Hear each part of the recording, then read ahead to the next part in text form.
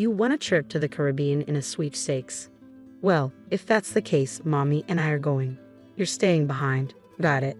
If not, we're getting divorced, Andrew declared, his threat of divorce hanging in the air like a heavy cloud. His mother, standing beside him, wore a smirk of triumph, relishing the moment. I couldn't let this blatant manipulation slide. No, I would concoct my own special revenge against this conniving mother-son duo. My name is Lillian, aged 32, just your average working mother at some nondescript company.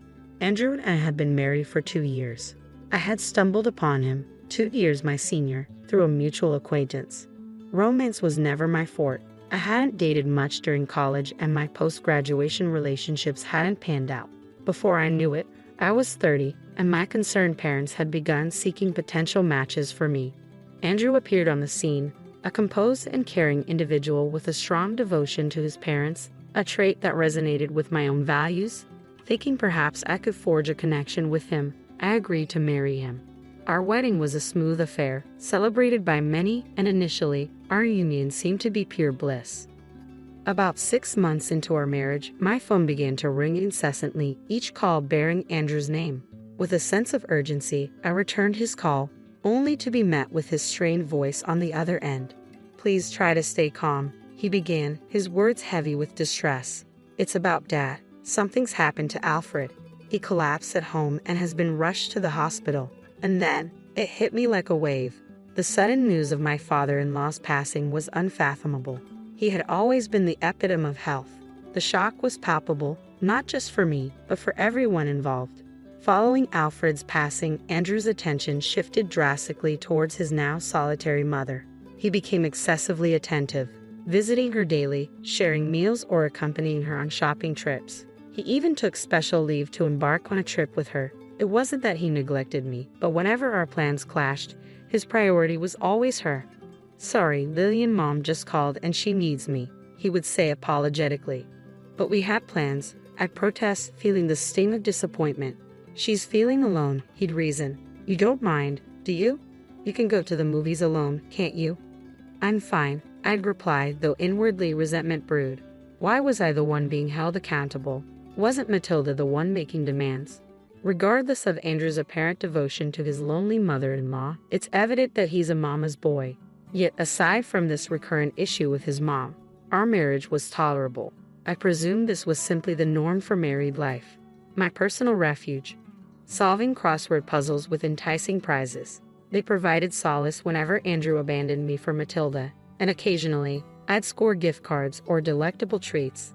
Then came the day I clinched a pair of tickets to the Caribbean, the grandest prize I'd ever won. I meticulously verified my victory multiple times, consumed by exhilaration. The tickets necessitated specifying the travel companions before contacting the airline.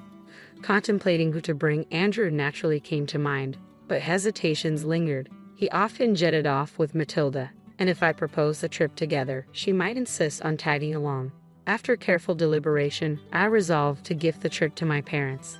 As I made my way home, I swung by my parents' place to share the thrilling news. "Mom, guess what? I've won tickets to the Caribbean," I announced, brimming with excitement. "Oh goodness, that's wonderful news. You and Andrew must be thrilled," Mom responded, her eyes gleaming with anticipation. "Not quite," I replied with a grin. "I've decided to give them to you and Dad." "To us? Are you sure?" Mom exclaimed, clearly taken aback. "Absolutely. Andrew's always traveling, but I want you two to have this experience," I reassured her. "Thank you, Lillian. We're beyond grateful," Mom beamed, her excitement palpable. Dad, however, appeared deep in thought. "Dad seems troubled," I observed. "Well, work's been hectic lately. It's not the best time for me to be away," Dad explained with a furrowed brow. "That's unfortunate," I acknowledged. Then Dad suggested, "Why not take Olivia instead? After all, it was your prize originally, wasn't it? Enjoy some quality time together." Mom's face lit up at the idea. "That sounds lovely." Feeling elated and increasingly excited, I applied for leave the next day, which was promptly approved. I wasted no time contacting the airline to arrange for my parents to use the tickets. On my way home from work, I stopped by a bookstore and purchased a guidebook for the Caribbean trip. It had been far too long since Mom and I had gone on an adventure together, and I couldn't wait to make new memories. But upon arriving home, I was met with an unexpected sight. I'm home, I called out upon entering, expecting to find Andrew, but instead discovering the house illuminated by lights.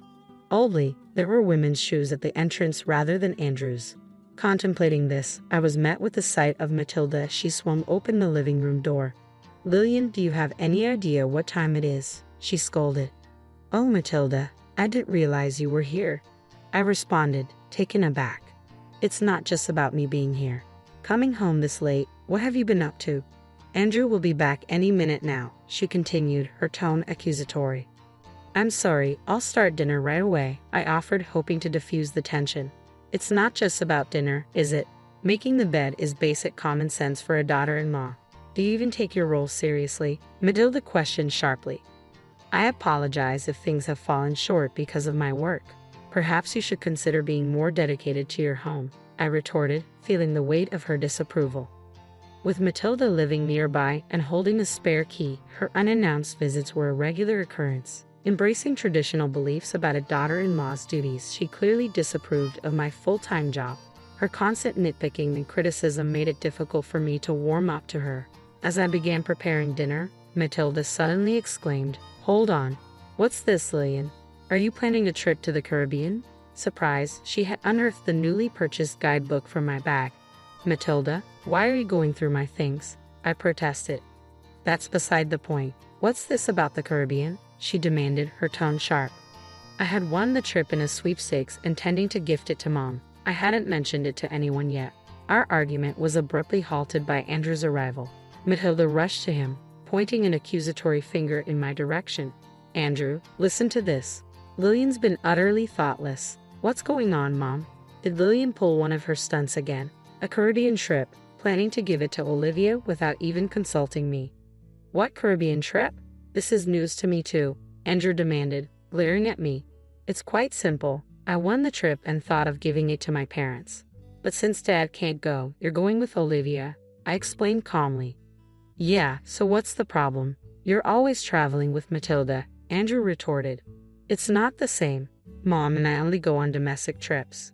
We haven't been abroad in years. How could you decide this without even talking to me? It's my prize. Why should I have to?" I protested, feeling my frustration rise. Andrew slammed his hand on the table, cutting me off. "You're getting too bold for a daughter-in-law. Mommy and I are going. You'll stay home." "Mommy?" I couldn't hide the disdain in my voice at Andrew's juvenile choice of words. "Wait a minute. This trip, you've had enough of it. If you're not happy, let's talk about divorce," Andrew declared sharply. "What divorce?" I was taken aback, unable to comprehend his extreme reaction. Threatening divorce over something so trivial seemed absurd. Fueled by anger, I fired back. "I earned this trip fair and square. I've already made up my mind to gift it to my own mother. Can't you pick up on the signals for once? Mom wants to go. Where does it end with prioritizing Matilda? You never take my feelings into consideration." "I don't care how you feel. Like I said, this trip is for Mommy and me. Stay home and behave." Andrew dismissed me coldly. My affection for Andrew waned rapidly in that moment. It was clear that in his eyes I ranked lower than Matilda. I couldn't continue to tolerate this absurd dynamic between the two of them. Keeping my composure, I told Andrew, "Fine. Do as you please and enjoy your trip." "Humph, you should have listened to reason from the beginning." "Suit yourself." Always being argumentative, Andrew huffed in response. The Andrew I once knew, kind and understanding, seemed to have vanished, and there was Matilda, wearing a smug smirk of victory. It was then that I made up my mind to leave the house while they were away on their trip. I resolved to let Andrew and Matilda have this time together. The following day, I reached out to the airline to inform them of the change in travelers, substituting Andrew and my mother-in-law. However, the operator's response carried a note of concern. "I'm sorry, but once the participants are confirmed, we're unable to modify them," they explained. "Is that so?" I inquired, a sinking feeling settling in. "Yes. Additionally, this airline ticket stipulates that the original winner must be present. If your husband and mother-in-law are listed, the ticket will be rendered invalid," the operator clarified. "So, if I don't go, the ticket serves no purpose," I confirmed. "Correct. Please refer to the documents we provided, outlining this specific condition," they advised. Upon reviewing the documents, I discovered a clear statement. Only the winner was authorized to use the ticket, and it was non-transferable.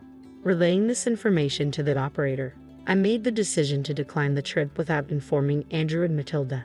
Instead, I resolved to let them make their own arrangements for travel at their own expense.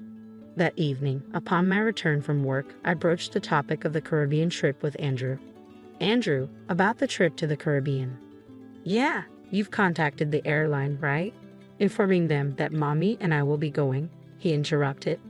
I did make the call. Here are the winning documents and the tickets. I'd only need the tickets. I won't bother with the documents, I explained, handing them over. There are detailed instructions in those documents. Considering it's an international trip, it might be wise to give them a read, Andrew suggested cautiously. I don't see the need. Mommy and I know what we're doing. We're efficient, unlike you, he asserted confidently. Fine, whatever. I'll leave them here just in case. I relented, sensing it was futile to argue further. As I anticipated, Andrew neglected to read the documents, leading to a debacle on the day of the trip. After confirming his departure, I swiftly packed my bags and made my way to my parents' house. While unpacking as expected, I received a call from Andrew. As soon as I answered, he erupted, "What's going on? They're saying the ticket can't be used." That's correct. If the winner doesn't travel, the ticket becomes void, I explained calmly. Why didn't you tell me this earlier? Andrew demanded, his tone accusatory. I did tell you. Remember? It would have been wise to read the instructions. I reminded him. You mean it was in those documents you gave me? Andrew realized with frustration. Exactly. It's your responsibility for not reading them, I replied matter-of-factly. This is ridiculous. How are we supposed to get to the Caribbean? Andrew panicked. Well, the operator did mention that if the winner doesn't travel, you'd have to pay the full price, I informed him. The full price? Andrew exclaimed, clearly caught off guard. In the background, I could hear Matilda's voice, indicating they were both distressed. Andrew, what did Lillian say? Matilda's voice interjected. Mommy, if Lillian doesn't have to pay for the trip, Andrew began, but I didn't catch the rest of his sentence as he handed the phone to Matilda. They can sort it out themselves, I heard Andrew mutter before ending the call. After ending the call, it wasn't long before Andrew rang again. Hello, I answered. What's going on? I'm busy, Andrew snapped. It's not what's going on. I tried to purchase the tickets, but the credit card isn't working, he exclaimed in frustration. Huh? I don't know anything about your card, I responded, puzzled. It's not mine, it's your card, he clarified. Oh, so you're saying you used my card without my permission? I realized with a sinking feeling. Just fix it now, Andrew demanded impatiently. I recalled checking my wallet earlier that morning and discovering my card missing. Suspecting the worst, I immediately froze it. I knew you took it, I accused. Are you kidding me? I was planning to use that card for shopping abroad, Andrew retorted defensively. Always causing problems, you jerk, I seethed with anger. You freaking witch, Andrew fired back, showing no remorse for his actions or for taking the trip. It was yet another instance of him prioritizing himself above all else. I can't deal with this anymore, I declared, my frustration boiling over. A jerk? Who are you calling that? After constantly belittling others? You can just go to hell. Andrew shot back defensively. What? Who are you talking to like that? I countered sharply.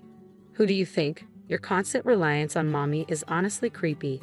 If you love her so much, why don't you two just stick together? I can't handle being married to a mama's boy like you. There's no point in us being together. I lashed out, my words dripping with disdain. Hey, calm down. If you keep this up, we'll get a divorce, Andrew warned. Fine by me. I've been thinking the same thing, I retorted, my anger flaring. With that, I stormed out of the house with no intention of returning. Let them enjoy their time abroad in the Caribbean. Maybe they'll both sink, they and Mama's boy. In a fit of rage, I hung up and blocked both Andrew and his mother. Determined to end this toxic relationship, I sought legal advice from a firm recommended by my father and initiated the divorce process. Upon reviewing our savings for asset division, I made a startling discovery. Our joint account had been emptied. That was the shocking discovery I made upon reviewing our joint account. There were numerous withdrawals, all coinciding with Andrew's trips with his mother. It became evident that he had used our savings to fund their travels in addition to unauthorized charges on my credit card. Demanding compensation, I insisted on a significant sum. However, Andrew's financial situation quickly spiraled into debt, and he found himself hounded by creditors. The once indulged mother, now constrained by our actions, witnessed her relationship with Andrew sour, their interactions fraught with arguments. The irony wasn't lost on me, considering his past behavior. Meanwhile, I made the decision to reside with my parents for a period. Recognizing the concern I had caused, I was determined to repay their kindness by living with them and attending to their needs. Marriage held little appeal for me now. What truly mattered was the love and support of a caring family. Through the tumult of divorce, I found solace in this realization once again. My name is Susan, and currently I find myself balancing a demanding career while raising my only son, Ethan. Despite getting married, my passion for work has not waned. As the president of a small company, I had no concerns about a salary cut upon returning from maternity leave, thanks to a reliable team handling my business during the hectic times of childcare. However, there is another issue weighing heavily on my mind, something more personal and challenging. It revolves around my mother-in-law, Dorothy, my husband, James, our son, Ethan, and I live in a house. Ever since my father-in-law passed away, Dorothy moved in with us. Initially, we thought it would be temporary, but Dorothy showed no signs of leaving. One day, I mustered the courage to ask Dorothy, "How long do you plan to stay with us?" In a dramatized manner, she raised her voice and began to cry, accusing me of trying to kick her out. I was taken aback by her reaction, feeling a mix of surprise and confusion. James, who overheard our conversation, rushed to Dorothy's side and comforted her. After Dorothy stopped crying, James asked her to go to her room, leaving me alone. He immediately glared at me and accused me of being cold to his mother. I clarified that I didn't intend to tell her to leave, but James interpreted my inquiry differently, concluding that I was in the wrong. Reluctantly, I backed down, wrestling with my thoughts about Dorothy staying for an extended period. I was curious about when she would leave but felt unable to ask directly due to the fear of emotional repercussions. Dorothy behaved as though the house were her own, showing little regard for my comfort. One unexpected day, she made a startling announcement. She decided to relinquish her ancestral home and transfer all her belongings to my house. A moving truck driven by Steve, a friendly but straightforward mover, pulled up in front of their house. I was speechless with astonishment, my mouth agape in disbelief. On that day, supposed to be special for Ethan with a planned family outing to the amusement park, James disrupted the plans by declaring it a day for unpacking. Ethan, anticipating the amusement park visit, glanced between me and James with a near-tearful expression, seeking reassurance about their plans. I found myself comforting my son in the midst of the unexpected changes. I reassured Ethan, "Don't worry, Ethan will definitely go to the amusement park." However, James frowned, questioning, "Are we really going to play instead of unpacking?" I firmly responded that a family trip to the amusement park had been a long-standing plan, emphasizing that breaking a promise to our child for unpacking was unthinkable. I stood my ground, believing in the righteousness of my stance. The planned visit to the amusement park had been set over a month in advance. We had prepared various things and were looking forward to spending this day as a family. Spending time together was crucial for us. Yet, it was a complete surprise to hear that my mother-in-law was suddenly moving into our house. Moreover, being told that today was the day for unpacking left us bewildered. I prioritized our family plans above all. It's my policy to cherish the bond with my family. However, my mother-in-law reacted emotionally to my decision, crying excessively and claiming, "Susan doesn't want to live with me. That's why she's prioritized her own child over me." Steve, the mover, realizing the conversation wasn't progressing, asked, "Well, unpacking can be done anytime. Isn't keeping a promise with your family more important? Also, did you actually inform your daughter-in-law about the move?" Perhaps embarrassed by Steve's rational words, my mother-in-law's face turned red. My husband, James, just glared at me, uncertain of how to react. It seemed he preferred to prioritize packing for his mother over going to the amusement park with our son. Nevertheless, I took Ethan's hand and headed to the park as promised, creating a clear rift between my husband and me. One day, my mother-in-law casually broached the subject. "Hey, Susan, could you possibly stay home this upcoming weekend?" Seemingly oblivious to any plans I might have already made, a surge of irritation welled up inside me. Yet I strived to maintain composure in my response. "Why do you ask?" I inquired, striving to mask my annoyance with a tone of neutrality. She expressed her desire to spend quality time with Ethan, claiming that I was always around him, making it unfair for her. It was apparent she had eavesdropped on my earlier conversation about a mall outing plan with Ethan for the next weekend. She began to assert that I should avoid joining them at the mall, suggesting a scenario where James, Ethan, and herself would go, leaving me to oversee the house alone. I responded, "If you're keen on visiting the mall, why don't we all go together?" I suggested, hoping to strike a balance and not let Ethan out of my sight, especially not with Dorothy, whose trustworthiness had been in question since the day I witnessed her faint tears. Dorothy's expression morphed into a mix of reluctance and disappointment. She was jarred by my proposition.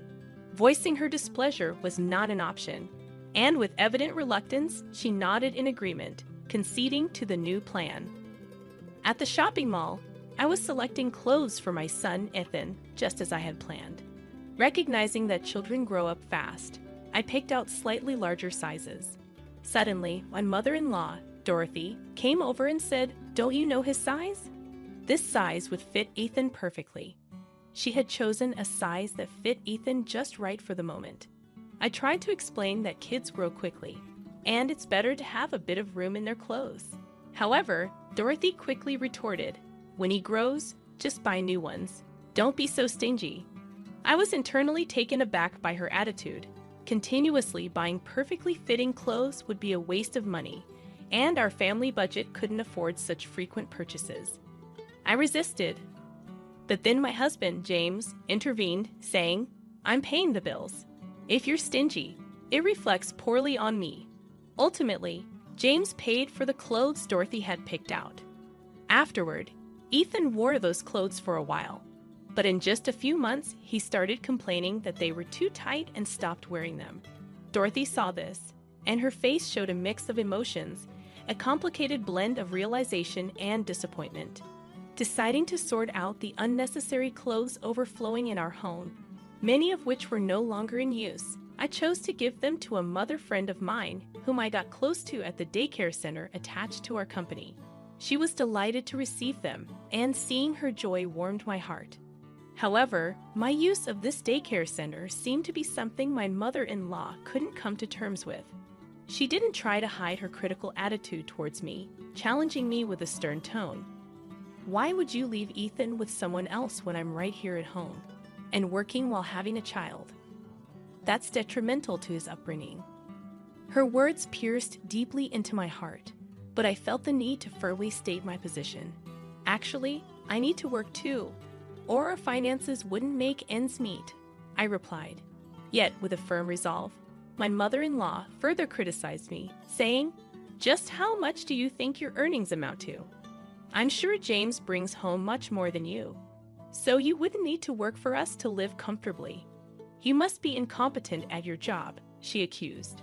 Her words deeply scarred me, and at that moment, I wondered if James had ever mentioned to her that I was the president of our company. Frustrated with this realization, I felt the need to find a new way to navigate this complex relationship with my mother-in-law. "I actually earn more than James, mother-in-law," I said, my voice laced with a mix of confidence and a hint of sarcasm. Little did I know this remark was about to ignite a fiery response from Dorothy, my mother-in-law. "How dare you speak like that, daughter-in-law?" Dorothy raised her voice, a blend of shock and anger seeping through her words. "To openly undermine your husband is unforgivable. Not only does she barely manage to care for our child, but she also has James assist with the household chores. And now she boasts about earning more than her husband. Can't she even show the slightest respect for him? James wouldn't struggle a bit without you around." Dorothy's voice grew louder, filling the room with her indignation. Hearing the commotion, James entered the room, a look of concern etched on his face. "What's going on?" he asked. sensing his son's presence as a form of support. Dorothy continued with even more vigor. "Tell me, James, you don't meet Susan, do you? If it were just you, me, and Ethan, we could live happily. This woman's presence only makes our lives more constrained, doesn't it?" James, slightly taken aback, responded hesitantly, "Ah, well." His lackluster replies seemed to fuel Dorothy's resolve. "Then let's go for a divorce," she exclaimed, retrieving a divorce form from the shelf. It appeared that Dorothy had been harboring the intention of suggesting a divorce to me and James all along. Internally grappling with the turmoil, I came to the realization that I no longer needed a husband who prioritized his mother over his own family. However, I was determined not to give up custody. James shouted angrily, "Everything about you is unbearable. You are no longer needed in our family of 3, his voice trembling with anger, symbolizing the collapse of our years-long marriage. Longing for freedom from this house, or rather this relationship, I responded calmly, "I understand, James." With a steady hand, I signed the divorce papers, marking the end of our relationship. Our family consisted of me, my husband James, and our grown son Ethan. However, ever since my mother-in-law Dorothy moved in, the tension in our home had been escalating. Disregarding our plans, Dorothy forced me to help her unpack her belongings, ruining Ethan and my eagerly awaited trip to the amusement park. When I began preparing for the move, she abruptly took James on a hot spring vacation. Ethan had been invited, but having witnessed her mistreatment towards me, he declined, preferring to stay with me. He was still upset about how Dorothy nearly canceled our amusement park plans. Respecting Ethan's decision, James and Dorothy left for their trip, leaving us behind. During their absence, I packed only mine and Ethan's belongings and had them transported by the mover, Steve. In my decisive letter, I informed James that he would be responsible for the $4,000 monthly rent for this house henceforth. I also mentioned hiring a lawyer for the custody battle and property division. Leaving the letter on the table, Ethan and I stepped into our new life. Upon their return from the week-long hot spring vacation, James and Dorothy contacted me immediately over the phone. James exclaimed, "Susan, did you really take Ethan with you? Mom is upset. Shouldn't I have custody?" His voice was a mix of anger and surprise. Realizing he hadn't read the letter I left, I asked James gently, "Could you please read the letter I left on the living room table?" The living room, a space she had designed with great care, radiated warmth. He harbored serious concerns about the content of the letter. If it's that letter, Mom said she'd check it first, and she's already read it," James responded, a bit bewildered, often taking his mother, Dorothy's word for everything. I explained the contents of the letter. "It says that you will be responsible for the $4,000 monthly rent of this house going forward. It also states that I won't give up custody of Ethan, and regarding the division of property, I'll contact you after hiring a lawyer." $4,000, James exclaimed in shock, standing frozen. He was aware of the rental status of their home, but had not grasped the actual amount. His cavalier attitude towards financial management had always been a source of stress for me. This house was a rental costing about $4,000 monthly, which I had initially opposed living in. However, James had been adamant about this house, throwing a fit in an unbelievable manner, and I eventually gave in, with him pushing the responsibility of paying the rent entirely onto me.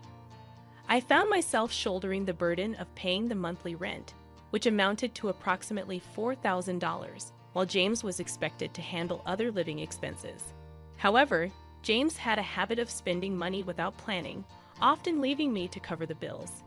This lack of financial responsibility extended to his mother, Dorothy, who frequently miscalculated her expenses and would call me over at the checkout when she realized she didn't have enough money. I was deeply disappointed with their inability to manage money. James would spend on his hobbies and desires before prioritizing living expenses, leaving me exhausted from his financial oversights. I had contributed my entire salary to the household for a long time, leaving me with very little for myself and making life extremely challenging. Recently, the burden intensified with increased expenses for Dorothy's food and allowance. The prospect of divorce meant shedding the hefty $4,000 monthly rent. Fortunately, the house was in James's name, sparing me from future responsibilities toward him and Dorothy. However, when I asked James to continue paying, he exclaimed, "Why should I pay? I don't live there anymore, and we're divorced. Dorothy even told me to leave the house, so I have no obligation to pay rent."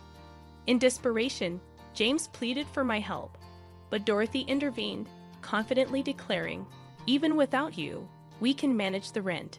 The amount you paid is nothing for James." I was flabbergasted, knowing that James, with a net income of around $2,000 and hardly any savings, could not afford the rent. Dorothy seemed under the impression that James was still financially well off, leading her to mistakenly believe in his abundance. Realizing the impracticality of their situation, I urged them to consider canceling the lease and discussing it with the real estate agent. Dorothy snapped back, dismissing my concerns. Frustrated, I hung up the phone, contemplating how James and Dorothy could provide a stable environment for raising a child. Ethan and I had recently moved into an apartment in a convenient neighborhood close to my workplace, creating a comfortable living environment. About a month after my divorce, James and Dorothy unexpectedly showed up at my workplace, causing a scene at the company's entrance and demanding to see the boss, which was me. I, who was out for lunch with Ethan at a family restaurant, was taken aback when I returned with him, only to find Dorothy and James causing a commotion at the reception. The child care center inside the company allowed me to have Ethan clothes even at work. The sudden appearance of James and Dorothy left me bewildered, especially since I had been waiting for a response to a meeting arranged by their lawyers. Dorothy, with tears that seemed more manipulative than genuine, pleaded with me, "Susan, can't you just come back home? I understand you are the one providing financially, but enough with this soul killing. It's time to put an end to this." It was clear that Dorothy believed her tearful act would work on anyone besides her son. She was intent on painting me as the villain in this situation. In response to Dorothy's pleas, James chimed in, "Hiring a lawyer? What were you thinking? This is a matter between us as a couple. Ethan would surely be happier with both his parents together." Despite his words, a father who prioritizes his mother over his own son only adds to the child's sorrow. Sighing deeply, weighed down by inner turmoil, I turned to James and said firmly yet calmly, "We're divorced. We're strangers now. If you have something to say, please do it through a lawyer." Upon hearing this, James seemed to realize that talking to me was futile. He turned to our son Ethan, who was standing beside his grandmother, and began speaking. "Hey Ethan, you'd prefer to stay with your dad and grandma, right?" James said, attempting to sway Ethan. "Absolutely, it must be lonely just with your mom always busy with work," added the grandmother, chiming in with her own persuasive tone. Ethan, seemingly frightened by this exchange, hid behind me and burst out crying loudly. "I don't like you both, you're mean." His pure tears were far more impactful than the grandmother's feigned weeping, resonating strongly with everyone around. Employees from nearby offices quickly gathered, responding to the commotion. They ushered James and the grandmother out of the company, restoring a semblance of order. Relieved at being freed from this distressing situation, I let out a sigh of relief. Later, through my lawyer, I warned them that if they ever showed up unannounced at my office or followed me and Ethan, I would consult the police. This warning seemed to calm them down. James and his mother, who were previously living in a house costing $4,000 in rent, had to let go of their luxurious lifestyle and move into a modest apartment. But the real tragedy for James was just beginning. He had been boasting to his colleagues about living in a lavish house, and now, terrified of them discovering his downgrade to a humble apartment, he quit his job without consulting his mother. This abrupt decision infuriated his mother. Eventually, they both had to start working out of necessity. Despite their new jobs, they spent their days blaming each other for losing Ethan, engaging in bitter arguments, and struggling to pay child support while trying to make ends meet. It was a challenging situation for them. As for me, I've been doing well in my job, and despite the absence of a father, Ethan has grown into a sturdy and reliable young man. In my heart, I always believed that even without such an unreliable father figure, I was capable of raising this child admirably. I am Christina, and I am 32 years old. Steve and I have been together for 6 years, and I love him very much. I wanted to marry him my whole life and asked him to marry me several times, but each time he politely said no. But he finally agreed to my 5th request not long ago. Right now, we're busy getting ready for our wedding by making plans and picking out clothes. But even with all of this work, every day is fun, and I hum songs without even realizing it. Then one day, while I was happy, a prenuptial agreement was put in front of me. Steve had said that this agreement was needed in order to get married. What was agreed upon was that what belonged to each of us before we got married would stay the same. We would not mess with what the other person gets in the future, and we would update this document if our family situation changed. Steve, are you really worried about this? I asked him as he signed the paper. Well, it's just for peace of mind, just in case, he said. It's important for both of us, I believe.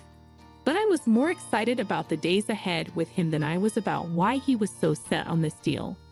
But a small event was about to happen. Steve has 2 older brothers who are a bit strange. Steve told me not to believe what those 2 said when I met them before our wedding. They're a bit odd. Don't worry about it. In his words, the people who will be my in-laws gave a small, unclear smile. I almost forgot about them because I hadn't seen them in a while.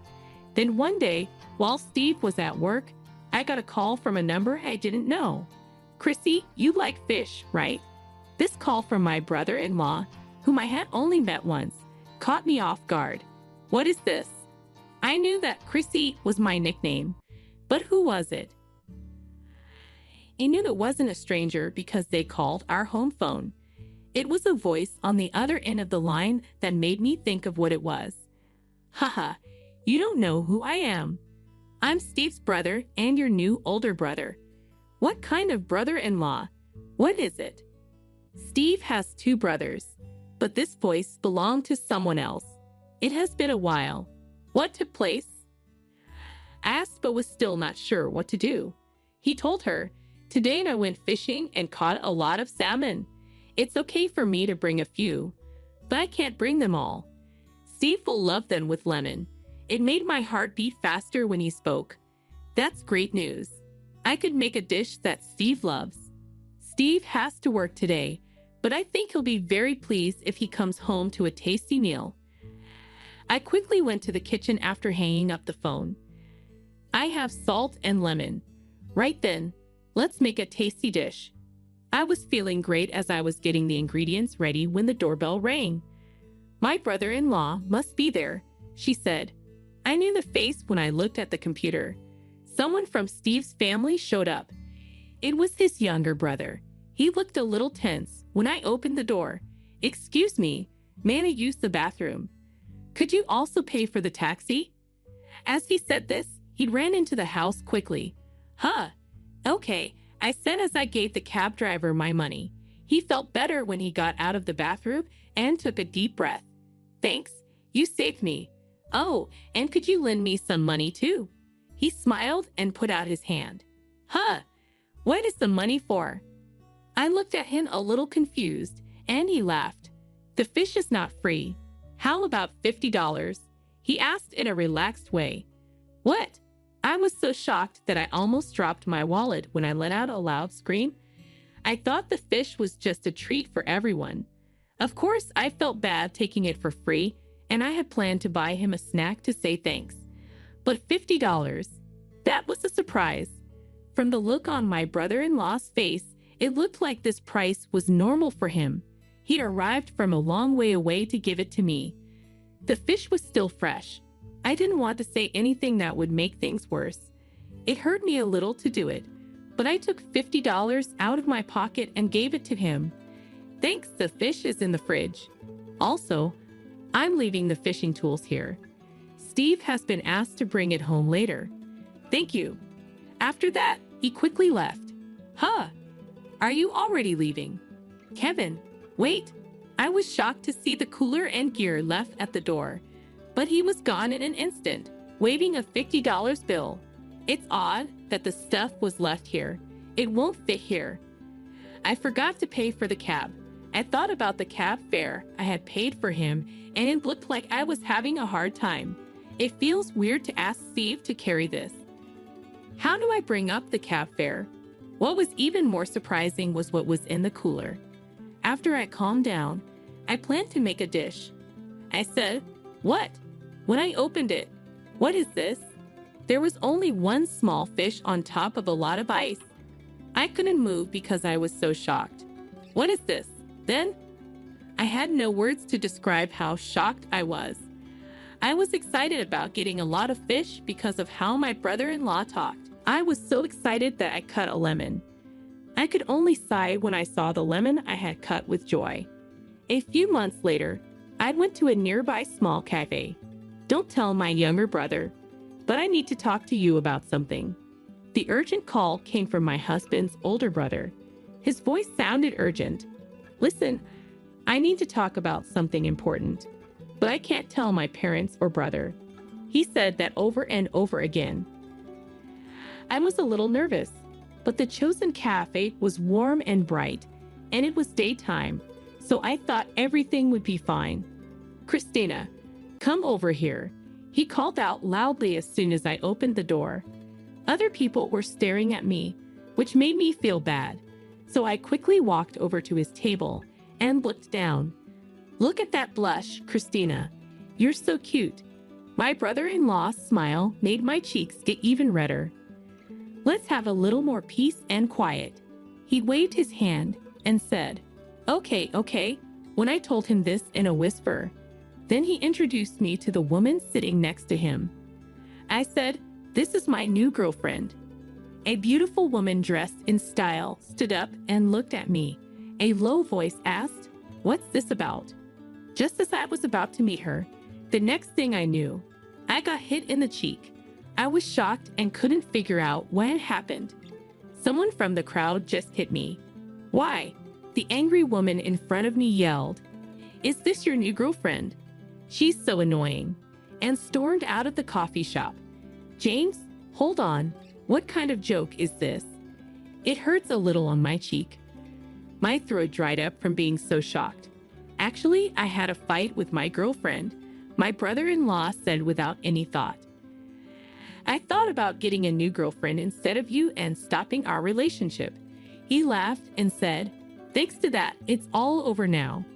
Are you kidding me? This is something I never thought would happen.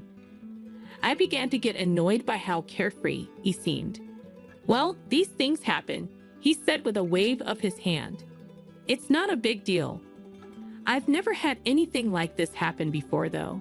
How can I keep my cool? I spoke up. Honestly, I was so angry, shocked, and embarrassed that I couldn't think straight. My brother-in-law then told me, "Don't be so bad. It's not important."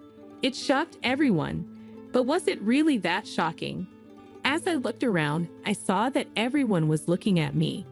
As I felt the looks of shame on other customers' faces, my cheeks burned. Because I felt bad, I looked down. My brother-in-law saw this as a chance and stood up, smiled, and said, "See you later." I said hello to my brother for me, and I left the store. Hold on. Have a few more things to say, I yelled, but he was already out of sight, so he couldn't hear me. A staff member with a worried look on their face stopped me from going after him as soon as I stood up. "Excuse me, may I have the check?" As they gave me the bill, they said that was really the only thing that came to mind. It's been getting worse between me and my in-laws lately, so I was thinking about staying away from them. In my heart, I felt both powerless and angry because I had so many problems at once. After telling my husband everything, we agreed not to respond to any messages from his brothers. If they needed something, they would have to talk to my husband about it. I then chose to ignore the several texts I got after that. The happiness didn't last long, though, because my in-laws' 60th birthday party was coming up, and I had to go. I've always felt welcome with them, and I loved them as much as I loved my husband's parents. My mother-in-law said, "Wow, it's so big.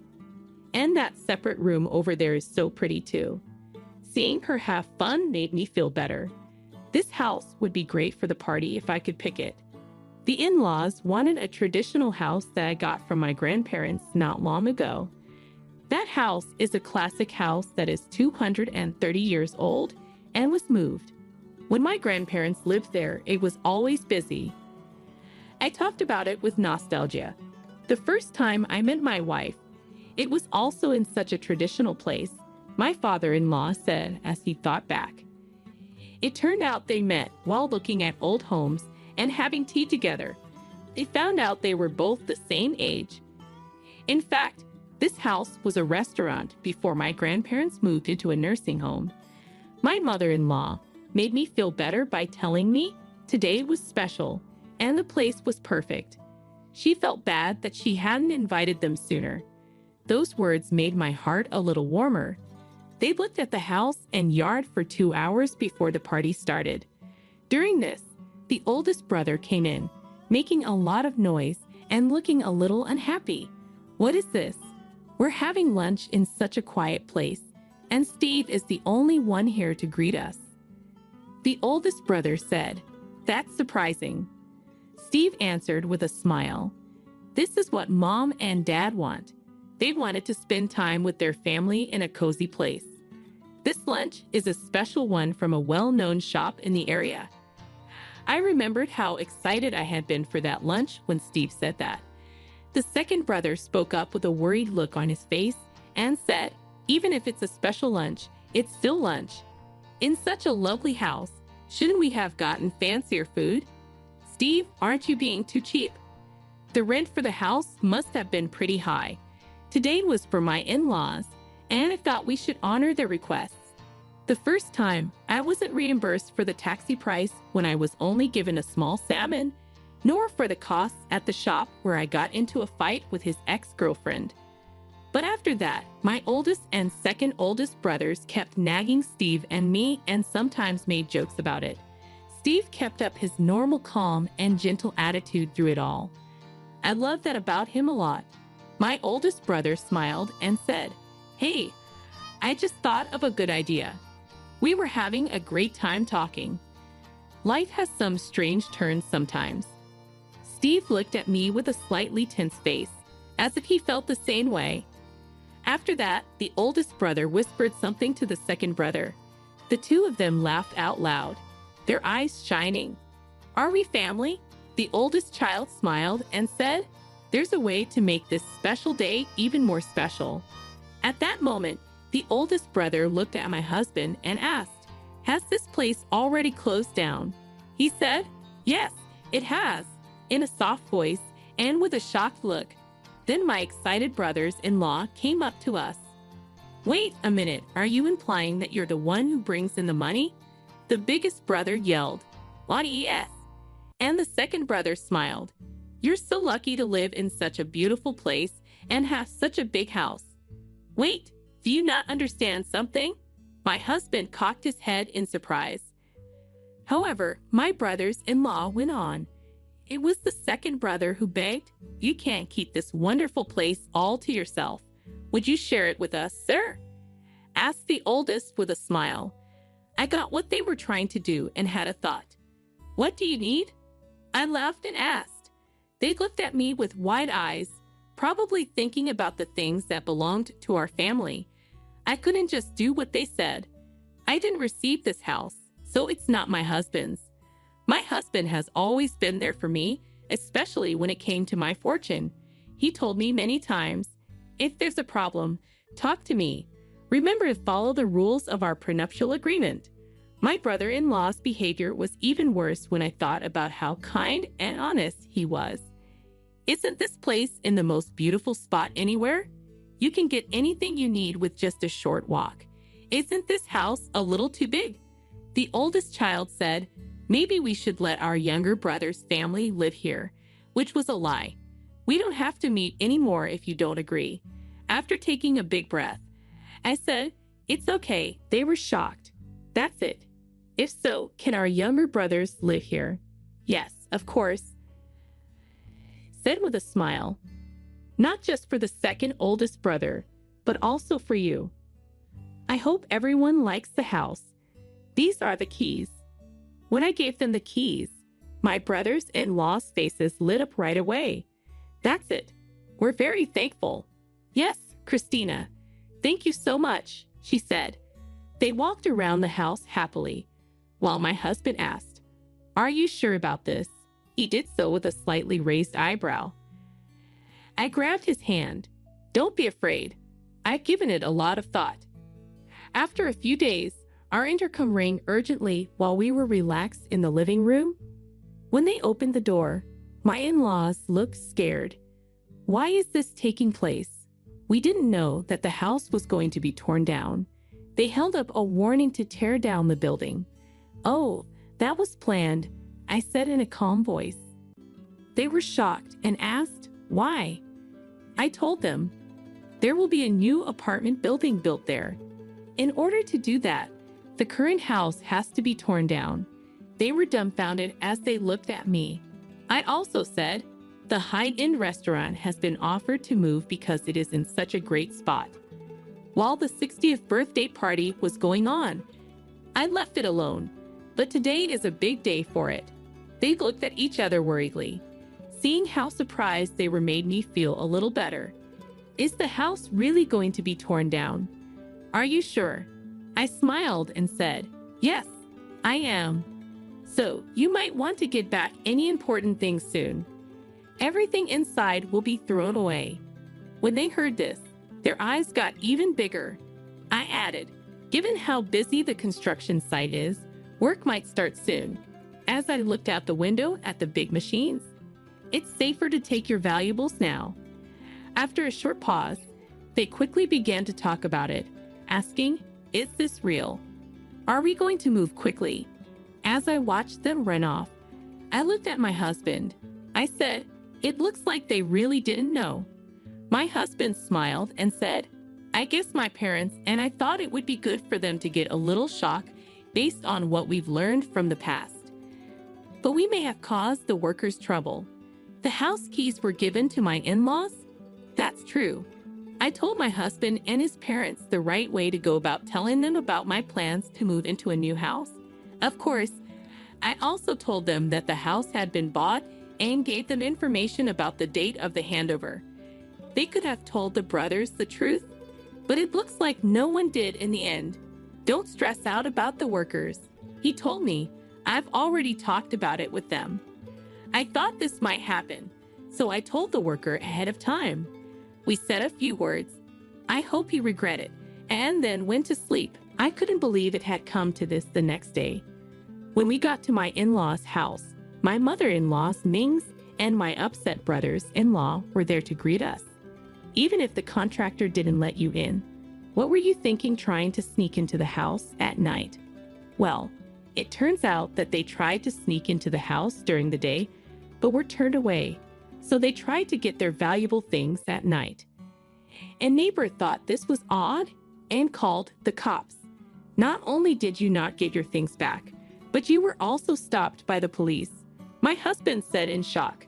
Yet, even though the in-law boys were eager to explain, their parents only said, you both should say sorry. My husband gently gave them advice, and they didn't seem like they wanted to say sorry.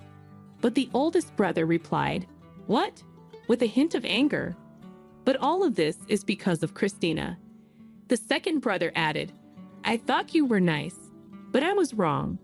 I didn't understand why you gave me the keys so quickly. But what you did to the house shocked me. Could only smile when they suddenly complained.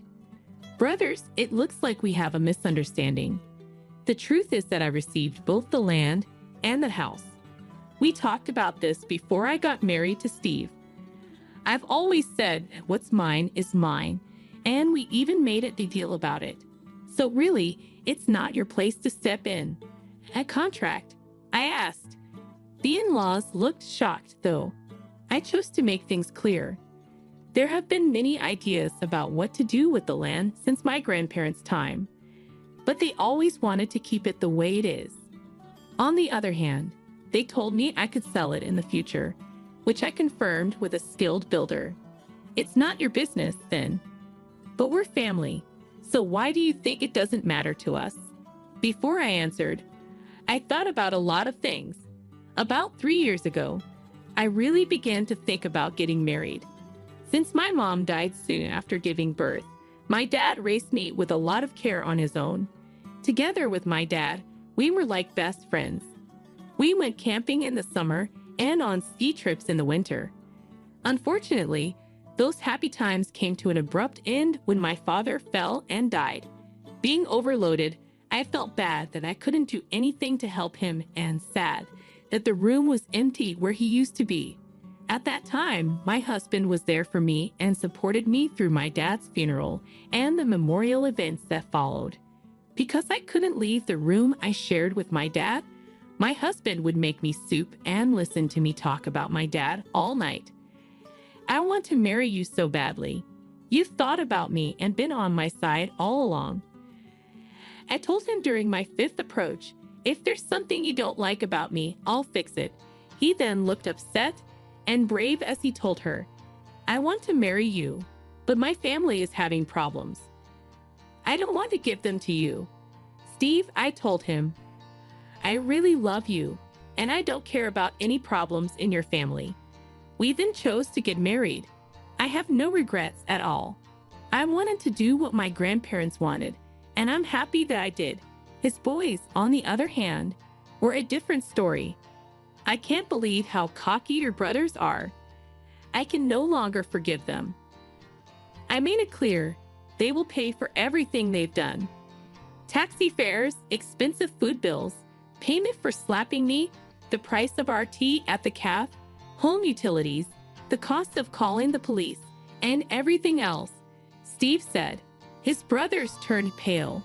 Even for that, that's not possible. Then there was an even bigger surprise. You're rejected, their father told them. What? Dad, please don't. This caused their parents to kick them out of the house. Even cousins who lived a long way away knew about their bad behavior. The brothers' women and families left them because they had lost their place. They now seem to live in peace and quiet in a small room. Is this our new house? Is it really possible to live here without any problems? We moved into a fancy high-rise house next door to Steve's parents. Of course, we agreed to buy this floor in the building before we could give up the land. It's great that we can live close together. Some of my grandparents' old house, like the beams, were used to build our new house. A new picture of our family was taken. Let's put this picture up next to the old ones. The picture showed my family's happy faces. I told myself, from now on, I'll treasure